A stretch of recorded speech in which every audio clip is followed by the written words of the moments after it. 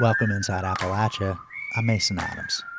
This week, we'll visit Jerry Machen of Kingsport, Tennessee. When he first started making art from old carpets, his wife Linda wasn't impressed. I walk in from work and my whole kitchen floor is covered with pieces, and he's gonna put a picture together. And I'm like, is it gonna be done before I have to start supper? We also meet the devoted family and friends of Cuzza's Uptown Barbeque, who rallied behind the acclaimed Appalachian restaurant during a hard time. But there's a group of us told them we will come and wash dishes, we will prepare salads, we can clean tables, anything to keep from closing. And it used to be that every grocery store had a trained butcher behind the counter. But that's not the case so much today. So the owner of a Charleston abattoir had an idea. Let's teach people from the ground up. You'll hear these stories and more this week inside Appalachia. Support for Inside Appalachia is provided by Solar Holler, building on West Virginia's proud history of powering the nation by bringing solar power to the coalfields. More at solarholler.com.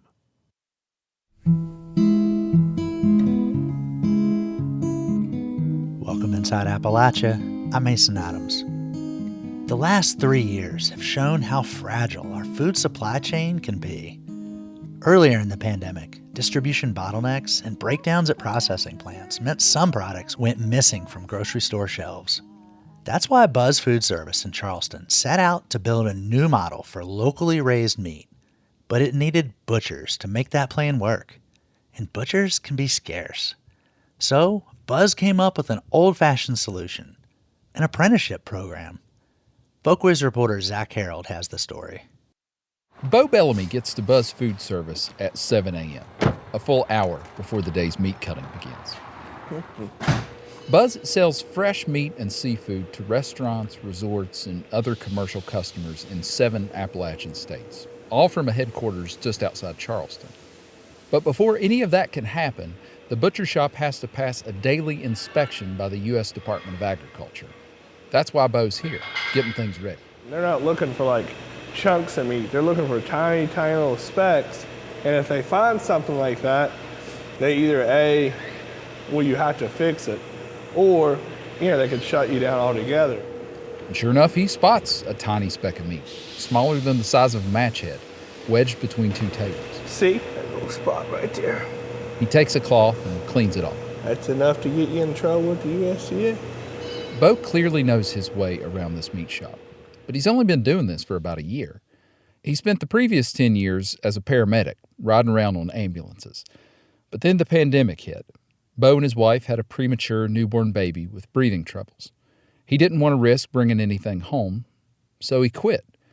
He delivered bread for a while, worked for a friend's asphalt company, and then he saw a billboard for a brand new paid apprentice program at Buzz. See, Buzz was expanding. Just down the street from the meat shop, the company built Appalachian Abattoir. Abattoir is French for slaughterhouse, where Buzz processes locally raised cows and pigs. Most of the time, animals raised in Appalachia get shipped off to the Midwest, where they're fattened up, slaughtered, processed, and butchered. The meat then makes the whole trip in reverse, traveling thousands of miles to end up in your grocery store. Buzz president Dickens and Gould said the company built its abattoir to keep at least some of that meat right here at home. Essentially, 4 companies in the Midwest produce 85% of the beef and pork that we consume in this country. 4 companies. We put ourselves now in a position to essentially supply ourselves. Buzz staffed the new venture with employees from its existing butcher shop.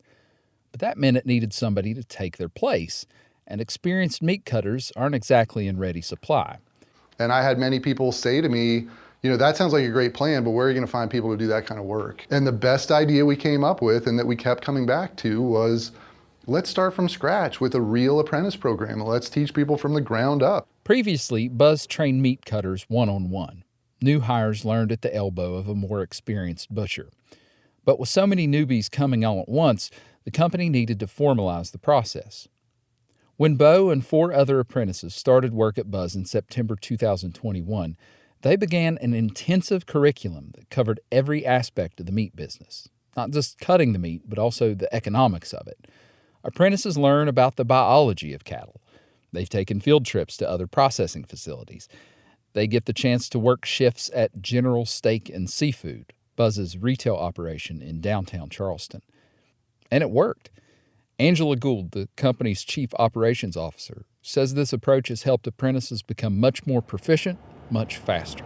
Because in the past, it would take about 1.5 years for a new staff person to really be able to work completely independently and really cut some of the higher end or more expensive cuts that we process here. And now we've found that with this group is reduced down to about 6 months. There's no better example of this than our friend Bo. He's become a maestro of the meat shop's bandsaw, rocking the machine's sliding table back and forth, turning beef short loin into identical-looking New York strips.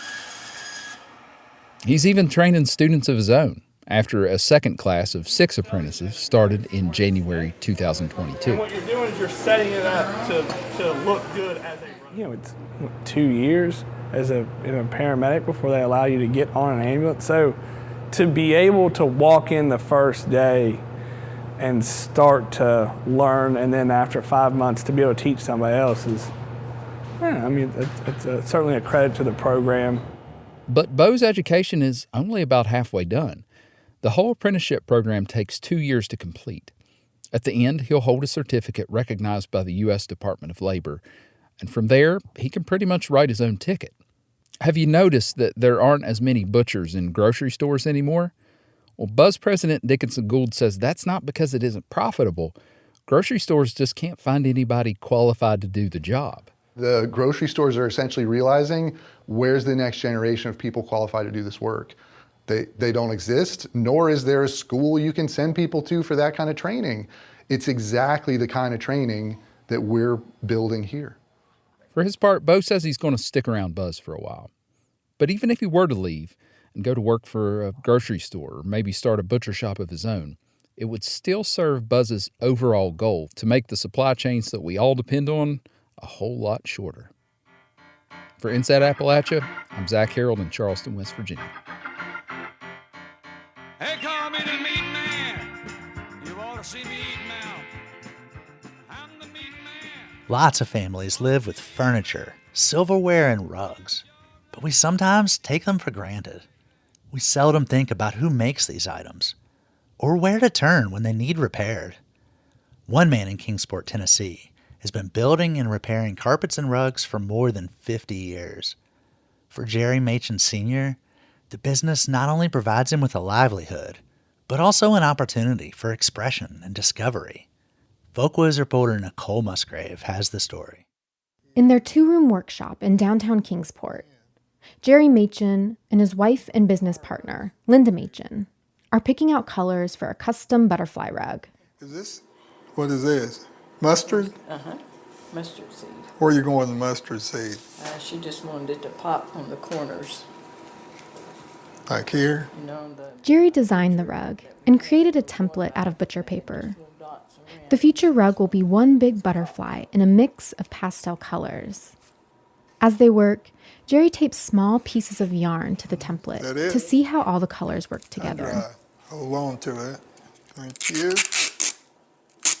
Beautiful. God might hire us to make new butterflies. The Machens have owned their business for over 50 years. They named it Agape Carpet and Rug Specialists of America. Agape is a Greek word. It means God's unconditional love. I guess the reason why I can create and do the things that we do is His love for us and me loving exactly what I do. Jerry's love for carpet started in the mid-60s. He was in his 20s and was working at a furniture store, creating custom draperies. That was my first love. And then they needed help in carpet installation. So I fell in love with carpet. Jerry learned the ins and outs of installing carpet while at the furniture store. But eventually, he struck out on his own. With every installation job he did, Jerry always saved pieces of scrap carpet in case his customers needed repair work done. After a while, he had so much scrap carpet that he rented out an entire house to store it all in. Linda was not very happy about this. See, I didn't know about the house for a little while. That was interesting. It caused a little stir at the house. My wife came in one day and said, "Get rid of it all. You got to get this place cleaned out." But Jerry didn't want to just throw all the scraps away. He thought he could make use of them. One day, he saw a painting of a mountain scene and he got an idea. He decided to recreate the painting with scraps. I said, "I can do that in carpet." I'd never built one before in my life. But in my mind, I've thought of it over and over again that I could build that. Linda came home to find Jerry working in a frenzy on the kitchen floor. I walk in from work and my whole kitchen floor is covered with pieces.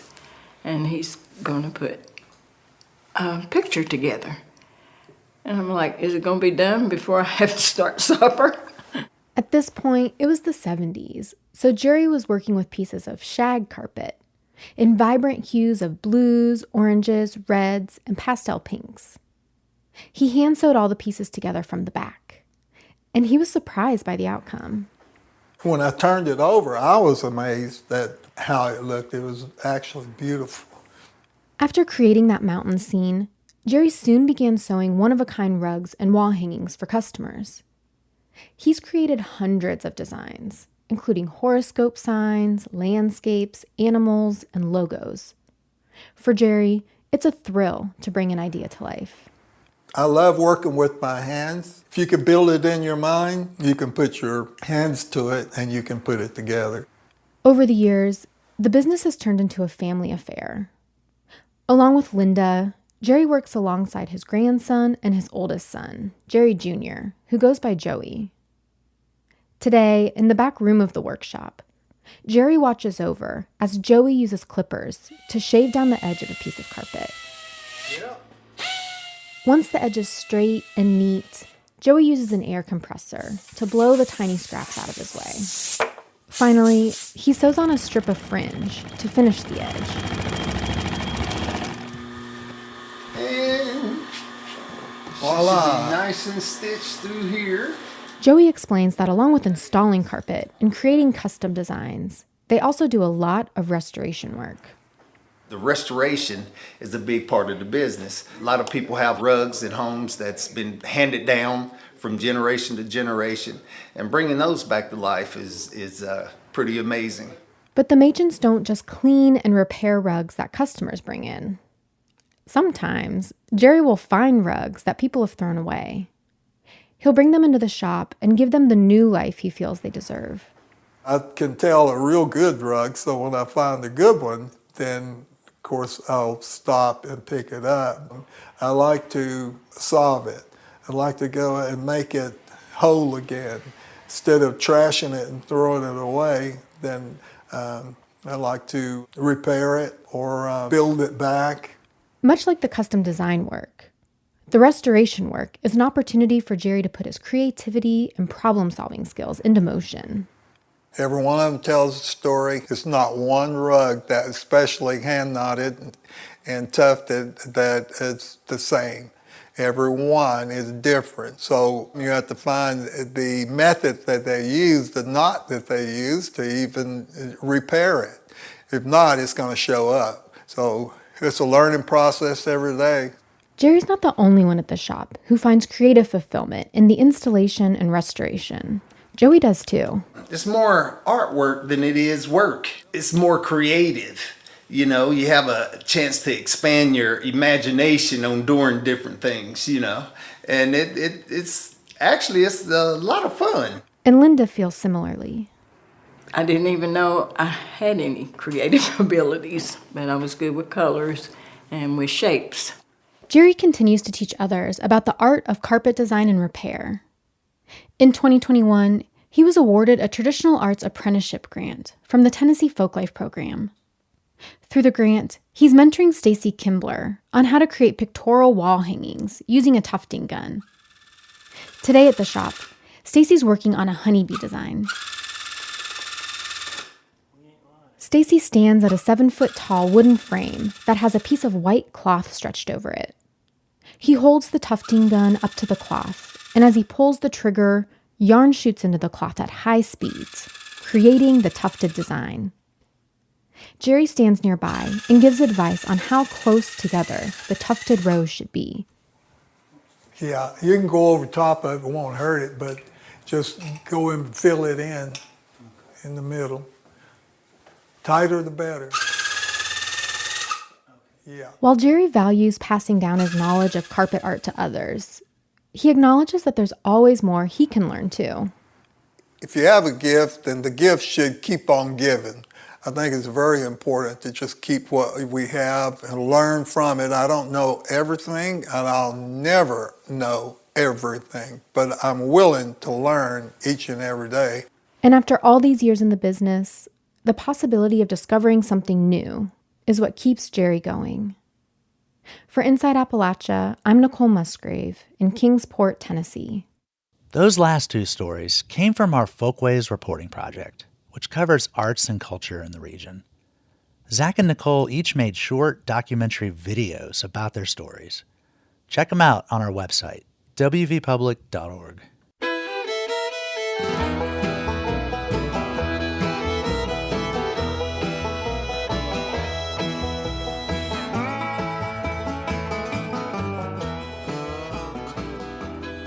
Oak trees play a crucial role in regional forests. In southern Ohio, the U.S. Forest Service is trying to grow more oaks. But to give these trees a fighting chance and sunlight, officials say they need to clear-cut a large swath of other trees that are already established. Now there's a lawsuit. The Allegheny Front's Carol Holsapple has the story. At issue is a proposed U.S. Forest Service project in the Wayne National Forest in Ohio, about 2 hours southwest of Pittsburgh. The nonprofit Ohio Environmental Council is suing to stop it. The Allegheny Front's Julie Grant was at the courtroom in Columbus for the hearing. Hi, Julie. First off, what is the crux of the issue? Well, the Forest Service proposed the Sunny Oaks Project nearly 5 years ago. It spans 25,000 acres of the Wayne, and one of the major goals is to create young, brushy forest and grow a new crop of oak trees, and they have a preference for white oak. Why is the Forest Service focused on growing an oak forest? Well, oak trees, and especially white oaks, are used for making things like furniture and barrels for bourbon. This is an important industry for this region. They're considered an ecological powerhouse. Oaks produce acorns that many birds, bears, and other species rely on, and they host hundreds of kinds of insects. But a report by industry and forestry groups finds that within a generation, they could disappear from American forests. That's because of climate change, invasive insects, and diseases. Well, how does the Forest Service project address that? The project would open up the forest floor to more sunlight for young oaks to grow. It would do that by clear-cutting 1,600 acres. The Forest Service didn't want to talk. It declined interviews about the project because of the lawsuit.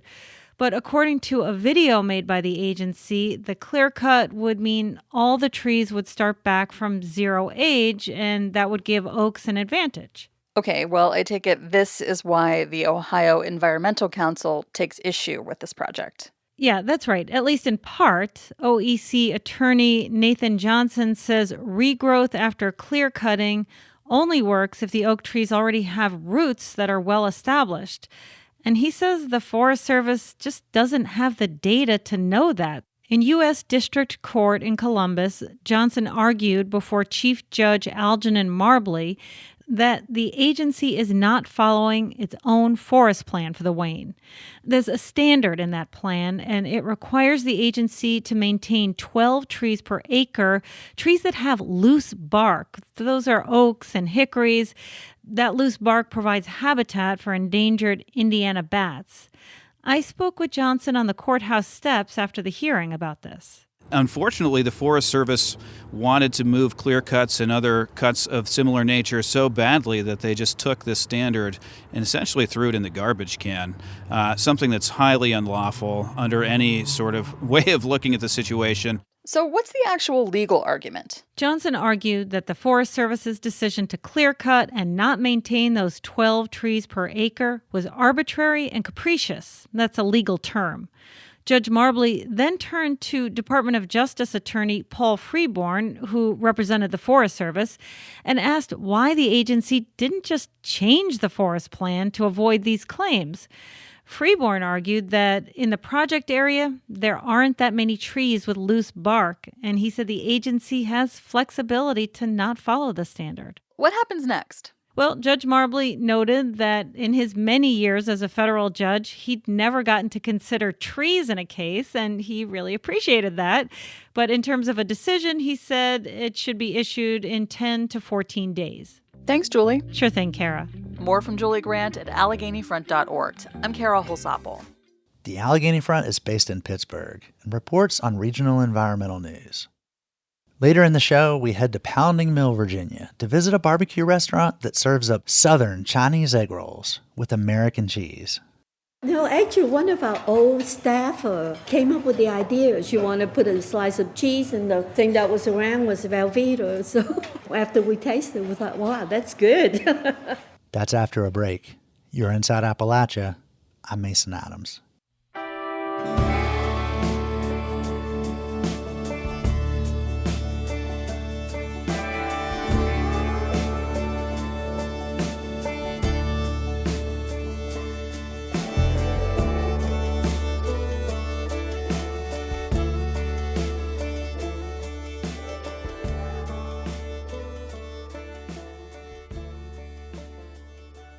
Support for Inside Appalachia is provided by Concord University, focusing on students' futures. Classes available at concord.edu/apply.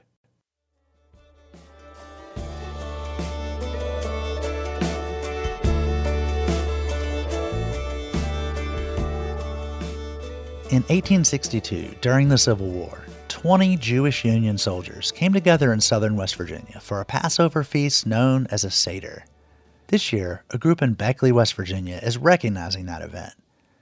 WVPB reporter Shepard Snyder spoke with Joseph Golden of Beckley's Temple Bethel congregation and Drew Gruber of the Civil War Trails about this event's historical significance. I do want to ask if the both of you could provide some historical context on this Seder in particular. Why is something like this interesting in the context of the Civil War and the context of West Virginia history? It's basically a footnote to the movement of troops and the battles that took place. But it's also an insight into the various diverse members who were in the Union Army from various backgrounds. Apparently, 23% of the Union Army were foreign-born. Now, some of these Jews may have been foreign-born, some may have been first generation here in the United States. But it was a example of something that's little known. There were Germans and there were Irish, large contingents. There were approximately 7,000 Jews who were in the Union Army. And there were also about 3,000 estimated Jews in the Confederate Army, mostly from South Carolina. But for the Jews to be there away from their usual communities, to bond and to commemorate something that is basic in their culture and traditions of having a Seder. Just continuing off of that, I kind of want to dive a little bit more into how or what the significance of this event was to the soldiers themselves during wartime, and how does that sort of historical significance translate to the present day? For our team, interacting with this story highlights the fact that as historians have focused on the Civil War, they've often focused, at least for the last 150 years, on the military maneuvers and sort of the macabre idea of how many soldiers were killed at this engagement, or how they got there and what the results of that individual battle were. But every time we have an opportunity to work with communities and they share the stories of their soldiers who came through their community or the soldiers who came from their community, it is these bright moments that the soldiers choose to recognize in their letters and their diaries. They don't go into huge amount of detail about how a battle went down or occurred. They'll usually refer to a friend who was lost, but these bright spots of interacting with somebody who would otherwise be the enemy on a picket post and exchanging a newspaper is a bright moment for them to share, because it's again that bright, peaceful spot in this war. We found a lot of people really intrigued by this blending of cultures, all things that is sort of what we know and promote today as the beauty that is sort of Appalachian foodways, and how this intersects with these Jewish traditions is, I think, just very invigorating and enamoring for people to think about happening in what was otherwise sort of the wilds of West Virginia at the time. I also want to talk a little bit about faith. You hear a lot of these stories about soldiers during wartime coming together to kind of celebrate their faiths. I think the most famous example, or the one that comes to mind for me immediately, is the World War I Christmas truce. But I was wondering if either of you could speak a little about why and how religious faith matters to soldiers during wartime, and why that's so important. Throughout the Civil War, especially as the military campaigns wind down and you sort of hit the winter periods, there are multiple revivals in camps, both north and south. And those revivals run the gamut of religious perspectives. So we often see that once the military campaigns sort of quiet down a little bit, that soldiers will turn back to these things and also chat with each other about their faith. I think that in facing conflicts, facing possible death, just about everybody gets in touch with their spiritual self. And whatever faith tradition they come out of, they turn to that to help maintain their spiritual connection and their sense of purpose in the conflict. Both the Confederacy and the Union invoked God as the protector, you might say. In military conflicts, you turn to your deeply ingrained religious experience that you've had growing up and rely on that to maintain your faith that your role is righteous. Why is it worth recognizing these sort of diverse, off the beaten path events in history, or celebrating these voices that we might not typically hear? I think it personalizes our connection to the people who were there, the troops, the men who were fighting, and the areas in which they went through, the locales. By knowing these people as people, it's not just about a bit of data. It's allowing us to empathize and to learn from them personally. That was Joseph Golden and Drew Gruber speaking with reporter Shepard Snyder about the significance of a Civil War Passover feast in West Virginia. People love to argue over which barbecue sauce is most authentic, vinegar, tomato, or mustard.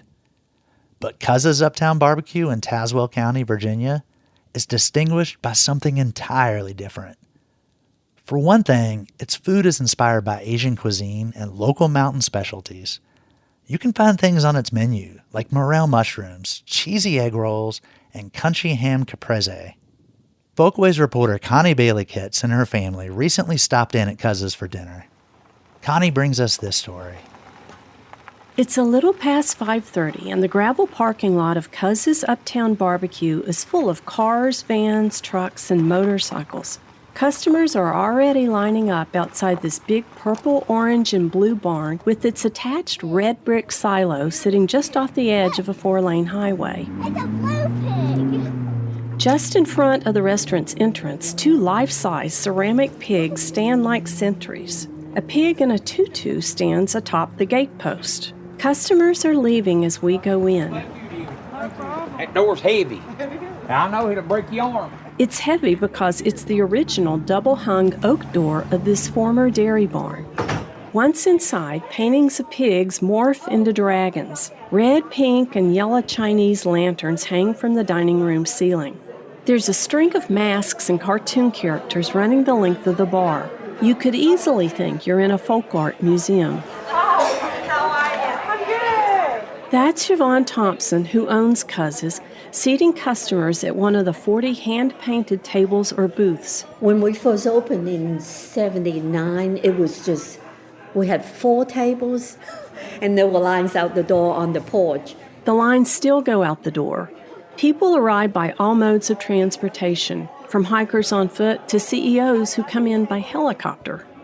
As the cashier rings up tabs under the eye of a life-size polar bear, busboys maneuver around papier-mâché pigs. And of course, we're into pop culture.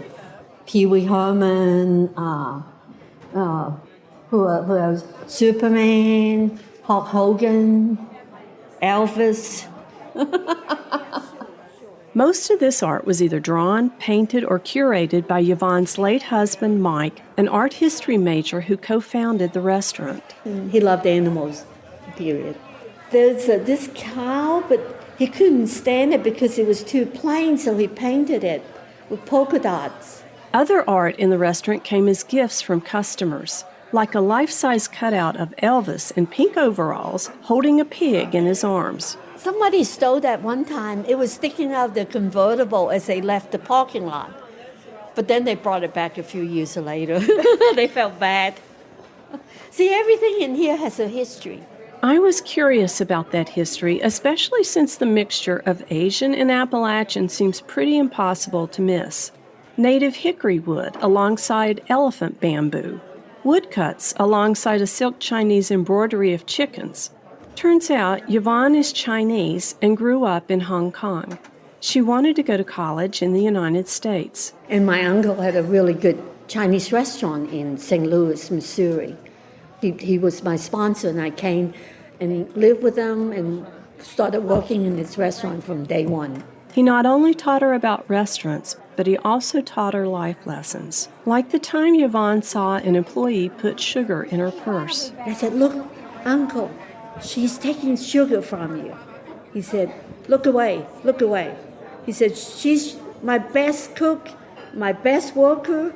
She can have my sugar." Think of that lesson. Yeah. Yvonne graduated from the University of Missouri in journalism. After she moved to Richlands, Virginia for her first reporting job, she met and married Mike Thompson. It was Mike's cousin who suggested they start a restaurant in Mike's old family barn sitting empty by the road, so they named it Cuz's. Barbecue was hard to find back then, so it became Cuz's Uptown Barbecue. But if he was the only one running it, it probably would fold in a year because he didn't know how to run a business. You know what I'm talking about? I'm the business person and have the organization and the skills, but he was the flair, the fun part. That's the yin and the yang. He the yang and I'm the yin. In the Chinese philosophy of yin and yang, the point is that differences can work together. And Yvonne says she and Mike were the best examples of that. Mike died 4 years ago in an accident, and Yvonne thought strongly about retiring. But she knew how Cuz's had become so much a part of the community's life, and she thought Mike would have wanted her to carry on. He's probably still speaking up to us down from the grave. Mike's humor is on the menu covers, where each cartoon character or meme reflects his wit. Open the menu, and you'll see it in the food descriptions too. Like the macaroni and cheese, you can order either plain or skanky. That was the word Yvonne says just came into Mike's head when he needed a way to describe blue cheese. It was a funny word. People are always like, "What?" But then they laugh about it.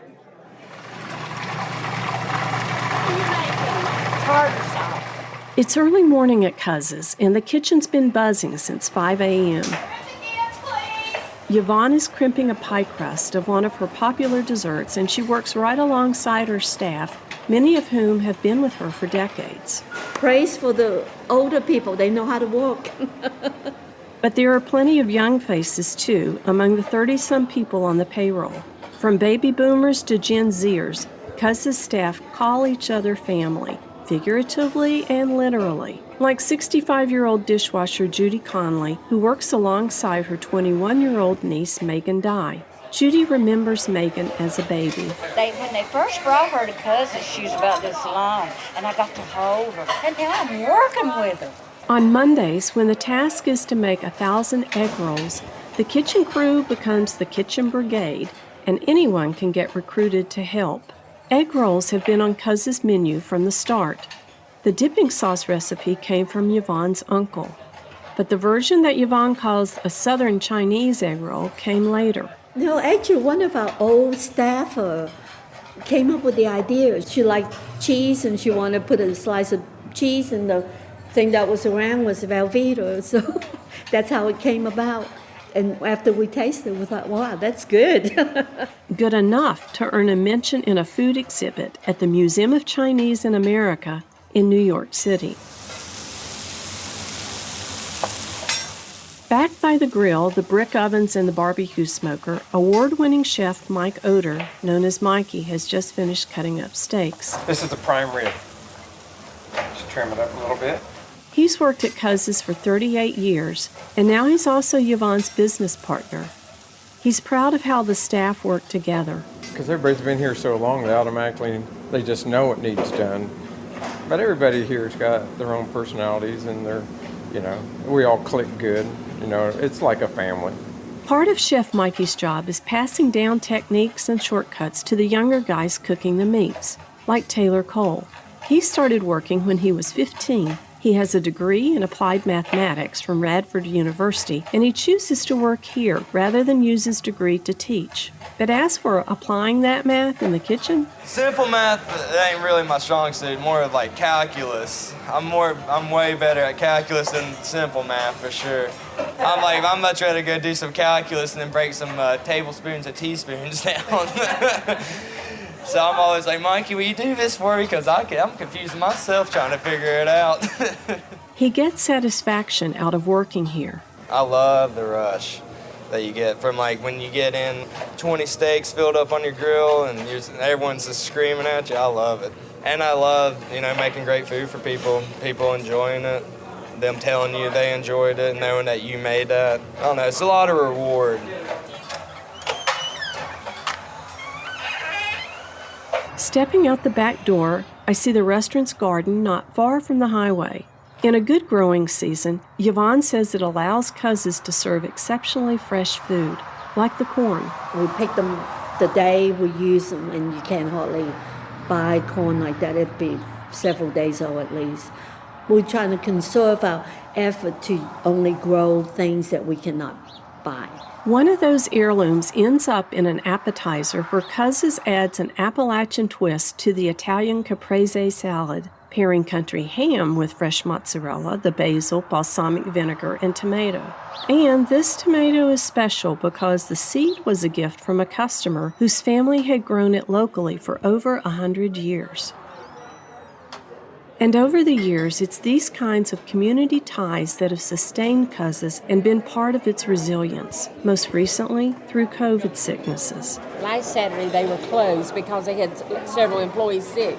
But there's a group of us told them, we will come and wash dishes, we will prepare salads, we can clean tables, anything to keep from closing. That's Wanda Lowe, who comes in with her husband almost every Saturday for dinner. And she remembers another time when Cuz's was forced to close. In 2008, a fire destroyed large areas of the kitchen. It damaged the roof, wiring, and furniture. It was actually the second time a major fire had spread through Cuz's. It brought back the despair and made many wonder if this might close the book on the restaurant's history. Yvonne's son Arthur had been home for the summer after just graduating from the College of William and Mary. He was the one who came to us while we were standing outside seeing the place burning down. He said, you have to rebuild. This is our legacy. I will stay and help rebuild this place and not take a job until you can open back up.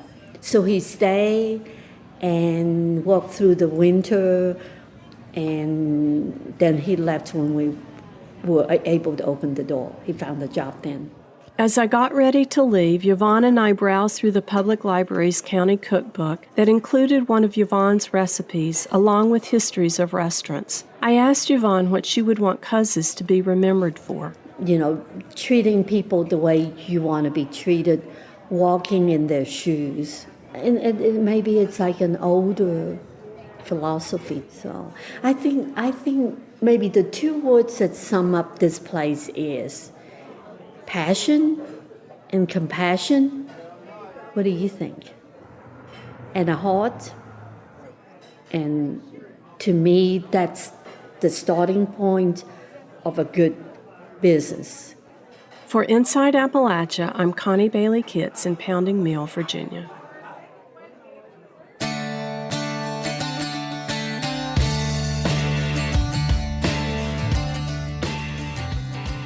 The Hulu miniseries Dopesick is a fictional take on the very real and very devastating stories of people affected by the opioid crisis and the companies that helped create it. The show won a slew of awards, including a Peabody and 2 Emmys. It's based on Roanoke journalist Beth Macy's 2018 book of the same name. Macy's latest book is Raising Lazarus: Hope, Justice, and the Future of America's Opioid Crisis. It looks at how people are trying to help through harm reduction, needle exchange programs, and attempts to hold drug manufacturers accountable. Macy talked with Jeff Bossert of member station Radio IQ. I start the book next to a dumpster in a McDonald's parking lot with a nurse practitioner who's seeing a person in active use. He's never had care before, and he's going to die if he keeps using. And Tim Nolan, this heroic nurse practitioner, says 2 things. 1, you can get better. Most Americans think you can't. You think you can't, but you can. And 2, and this is the key to getting better, don't disappear. That means he's going to get him on these life-saving medications. And even if he relapses in the next week, still meet him back here the week after. And if you can't make it to me, I'll come to you. Just give me a text. And a lot of people would think of that as coddling, but 40% of people with opioid use disorder say they can't get better. They're hopeless about it. And that's because they've been treated so poorly before when they've tried to interact with our systems of care. Where's the argument at in terms of harm reduction and what some people are catching on to and many others are not? Where do you think the sense of optimism is now? My sense of optimism is that there are a lot of really amazing people doing incredibly heroic is not too strong a word to describe their works to help the most marginalized among us. My frustration is that particularly in distressed rural areas where the epidemic, by the way, has lasted the longest, where it began, where they have the fewest resources to address it, many of those areas are perhaps not inclined. For instance, Charleston, West Virginia, which is having right now this huge spike in HIV cases. They basically outlawed needle exchange in many of the communities there, or they regulated it to a point where it's practically outlawed. And that's really concerning when the CDC says it has the most concerning outbreak in the nation. So there's a lot of education that needs to happen. Harm reduction is kind of a counterintuitive thing. You're going to give these drug users needles. Isn't that going to enable their use? Well, it turns out no, because they've been so far left out of our systems of care that they don't trust the systems anymore.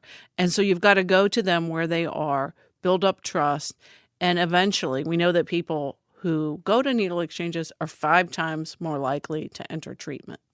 The pandemic forced many people into isolation and certainly hurt this issue. So how much has COVID-19 the last couple of years and maybe the political divide stolen headlines from this crisis? Right. And a lot of people think there's opioid fatigue, as they call it.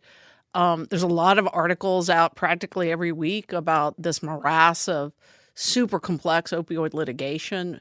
That's a hard thing to follow. I try to break that down. About a third of the book is about the quest for accountability told through the lens of these activists that are trying to hold Purdue Pharma's feet to the fire to make them pay for creating this epidemic. And then we know that overdose deaths, every time they announce a new tally, they've gone up from the year before. And a lot of that is COVID related. People were using drugs with no one there to Narcan them, or were simply so depressed by job losses and whatnot, that many people in long-term recovery even return to use.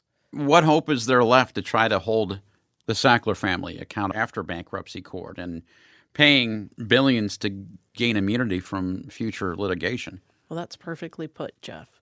That's what they're doing. It's like a traffic ticket. If you and I were caught selling some user amount of dope at the subway station or at the bus station, we would be in jail, but not for the creators of this crisis. They have given up their company, Purdue Pharma, and have pledged to give $6 billion to help solve the opioid crisis. That sounds like a lot of money. Well, they've made more than $13 billion. They've stocked a lot of it away in offshore accounts that people like attorney generals of Massachusetts and New York can't get their hands on.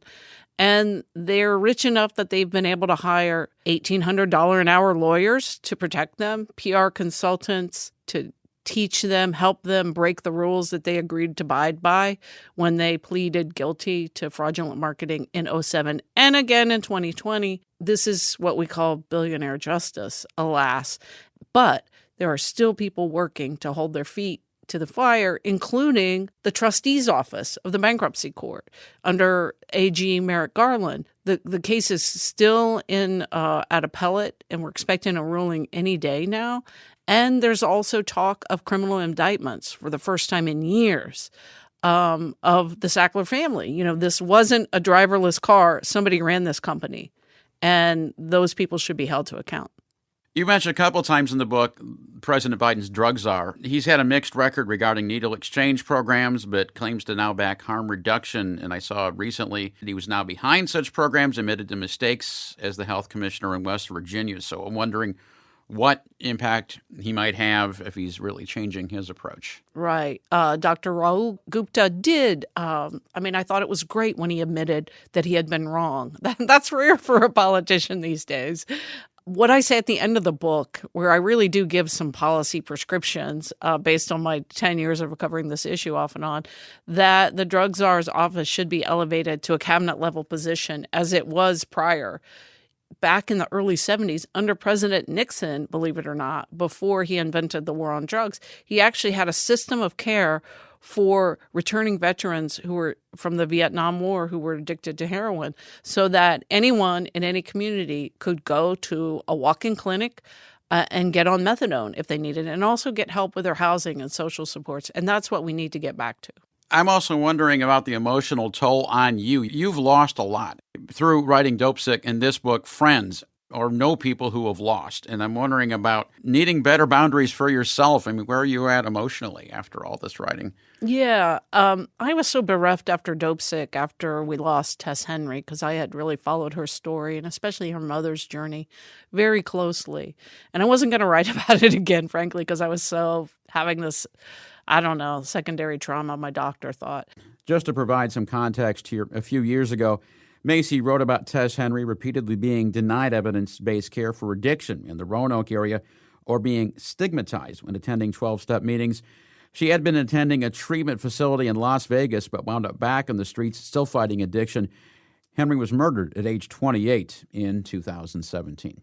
But then as I started traveling around talking about Dope Sick, I started seeing these really innovative things. And that felt like I was being part of the solution to continue to write about the solution. So it's actually very healing for me to go spend time with people who have really figured out the best ways to get this community access to care. Very healing, very inspiring, very hopeful, although, the big picture is still we are not offering treatment at the scale to match the scale of the crisis. So as a journalist, it makes you feel good when you're trying to educate your community about the best way forward. And if you see some of the change, I guess, you're wishing for, is there another book in all this? If I had an idea that I thought was worth a third book, I kind of see my first book, Factory Man. I see this kind of as a trilogy, Factory Man, followed by Dope Sick, followed by Raising Lazarus. At the end of reporting Factory Man, so this would go back to 2012, I started to see the epidemic really roaring up, particularly in these small towns. And I went back to the Roanoke Times for a bit, and I did this 3-part series. It was the first time writing about what we then called the heroin epidemic, what we now call the overdose crisis, because it is a crisis of multiple kinds of opioids. And I actually pitched Dope Sick back then. I didn't end up writing it until 2018. But people in New York who were my gatekeepers, my editor and my agent, didn't really see it as a story. In fact, one said they thought Roanoke was just late getting it. They had had the heroin crisis in New York City in the 90s. So it was a slow, simmering story that a lot of people in the cities missed. And it wasn't until 2015 when that data came out to show that we were experiencing a life expectancy declines for the first time since World War I did people really start investigating this. Well, is there another project unrelated that's up ahead for you? I'm thinking about doing a book next about why, as Americans, we can't really have Thanksgiving dinner with our extended families anymore. So I'm still pondering that, still trying to figure my way into that really sticky wicket of issues about the divide in this country. We are also a few weeks from the Emmy Awards, which I assume you'll be attending. Yes. And I'm just wondering, certainly it's great whatever awards Dopesick, the Hulu series, will win. There have already been honors for Michael Keaton, but I'm wondering what attention this will help bring to the issue when you have an potentially Emmy-winning series come September. Yeah. I mean, the show has been great. It could have been a disaster, right? But we have this brilliant showrunner and creator, Danny Strong, who got how important it was to get the message across that there are life-saving treatments. And so when you see an A-list actor like Michael Keaton struggle to get on buprenorphine and then struggle to get on methadone and then eventually becoming a leader in his community, that is the narrative that we could have if we wanted. And so like the best feedback we've had on the show has been from family members who said things like, after I watched your show, I picked up the phone and I called my addicted son for the first time in 3 years. So it's starting to change that Overton window, that thinking away from the drug war mentality that these people are more moral failures to these are human beings, our loved ones, and maybe they've caused us harm in the past. But if we can help them access the right kind of treatment, maybe we can put our families back together again. That was Beth Macy, speaking with Radio IQ's Jeff Bossert. Macy's book is Raising Lazarus: Hope, Justice, and the Future of America's Opioid Crisis. If you want to learn about a recovery program in your community, please call the free and confidential treatment referral hotline, 1-800-662-HELP, or visit findtreatment.gov. Till next time, thanks for joining us as we journey throughout Appalachia. Theme music is by Matt Jackford. Other music this week was provided by Andrea Tomasi, The Steel Drivers, Eric Vincent, and Mary Hott. Bill Lynch is our producer. Our executive producer is Eric Douglas. Kelly Libby is our editor. Our audio mixer is Patrick Stevens. Xander Alloy also helped produce this episode. You can find us on Instagram and Twitter @InAppalachia. You can also send us an email to insideappalachia@wvpublic.org. Visit wvpublic.org/InsideAppalachia to subscribe or stream all of our stories. Or look for Inside Appalachia on your favorite podcast app. Inside Appalachia is a production of West Virginia Public Broadcasting.